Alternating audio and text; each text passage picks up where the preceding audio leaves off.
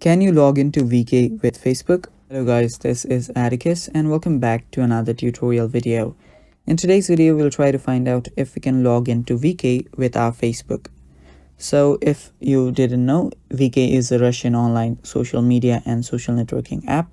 And yeah, if you want to log in to VK, if you want to check it out, you can easily get it from your App Store or Google Play Store. So let's get started. First, you will need to download the VK app, and after you've done that, you can open it up. After you open it up, you'll be presented with an option to log in using your phone number or email address. Also, your Apple ID or a QR code. Now, there is no option where you can log in with your Facebook, but let us again head over to sign up to find out if there is something more. Now, if you head over to sign up, you will see that you can only create an account using your mobile number. So type in your mobile number to create an account. You will get a verification code through which you can create your VK account. Now, as you can see right here, there is no particular option which allows you to sign in using your Facebook.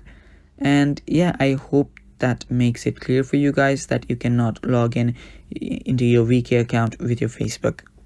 And that pretty much sums it all up for this video, guys.